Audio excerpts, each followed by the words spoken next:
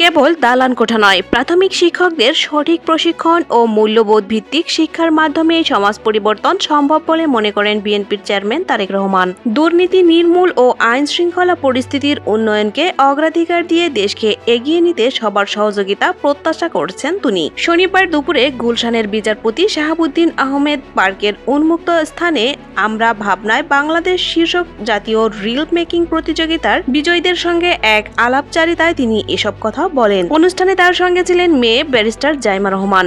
Reel making প্রতিযোগিতার 10 জন বিজয়ী তরুণ তারেক রহমানের কাছে তাদের নানা জিজ্ঞাসা তুলে ধরেন এবং তিনি খোলামেলাভাবে সেগুলোর জবাব দেন। আলাপচারিতায় তারেক রহমান নিজের পরিকল্পনার কথা তুলে ধরেন। আমাদের প্রথম একটি বিষয় নিশ্চিত করতে হবে, তা হলো ল অ্যান্ড অর্ডার। মানুষ যাতে রাস্তায় নিরাপদে থাকতে পারে সেটি নিশ্চিত করতে হবে। আর যে কোনো উপায়ে আমাদের দুর্নীতিকে মোকাবেলা করতে হবে। এই দুটি বিষয় যদি আমরা ভালোভাবে সামলাতে পারি তবে অন্য অনেক সমস্যার সমাধান হয়ে যাবে।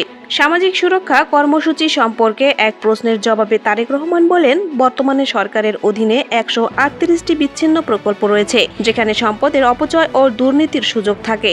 তিনি বলেন, আমরা এই ব্যবস্থাটিকে পরিবারের মাধ্যমে সংগঠিত করতে চাই। আমাদের ফ্যামিলি কার্ড হবে সর্বজনীন। কৃষক, ভ্যান চালক কিংবা চাকরিজীবী সবার স্ত্রী এটি পাবেন। এতে দুর্নীতির সুযোগ কমে আসবে। মূল্যবোধ শিক্ষা নিয়ে একটি ঘটনার কথা উল্লেখ করে তিনি বলেন, এক শিশু তার বাবাকে সিট বেল্ট বাঁধতে বাধ্য করেছিলেন কারণ তার শিক্ষক তাকে এটি শিখিয়েছেন।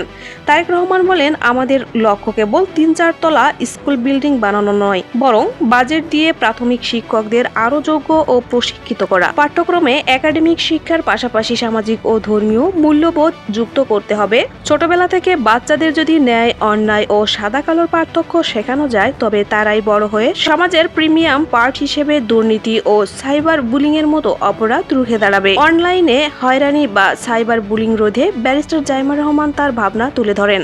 তিনি বলেন, ডিজিটাল এডুকেশন, রিপোর্টিং সিস্টেম এবং স্থানীয়ভাবে কমিউনিটি ডেস্কের মাধ্যমে এসব সমস্যা মোকাবেলা করা সম্ভব। এরপর তারেক রহমান একটি ব্যতিক্রমী চিন্তার কথা জানান। তিনি বলেন, সম্প্রতি একটি কুকুরকে পিটিয়ে মারার ঘটনা আমাদের ব্যথিত করেছে।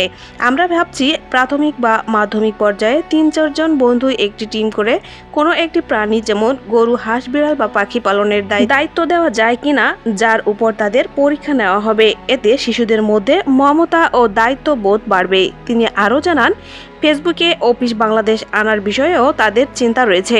ঢাকার যানজট নিরসনে তারেক রহমান তার দীর্ঘমেয়াদী পরিকল্পনার কথা জানান। তিনি বলেন, ঢাকার 3 কোটি মানুষের চাপ কমাতে ময়মনসিংহ, মুন্সিগঞ্জ ও টাঙ্গাইলের মতো জেলা শহরগুলোতে স্যাটেলাইট টাউন গড়ে তোলা হবে।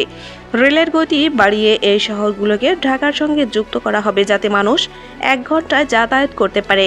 এছাড়া ঢাকার অভ্যন্তরে মেট্রো রেলের পাশাপাশি সাশ্রয়ী ও কার্যকর মনোরেল চালুর সম্ভাবনার কথাও তিনি উল্লেখ করেন। তরুণদের ইন্টারনেটে আসক্তি কমাতে এবং মেধা বিকাশে খেলাধুলা ও সাংস্কৃতিক কর্মকাণ্ডে ব্যস্ত রাখার উপর জোর দেন তারেক রহমান। তিনি বলেন, আমরা শিক্ষা, সংস্কৃতি, বিজ্ঞান ও প্রযুক্তি এবং ক্রীড়া এই 4টি মন্ত্রণালয়কে একটি টিম হিসেবে কাজ করাবো। বছরে 12 মাসের মধ্যে 10 মাস শিক্ষার্থীদের খেলাধুলা, গান, আবৃত্তি ও বিভিন্ন প্রতিযোগিতায় ব্যস্ত রাখতে চাই। পড়াশোনাকে সহজ ও আনন্দদায়ক করতে হবে যাতে তাদের অন্য নেতিবাচক বিষয়ে মন না যায়।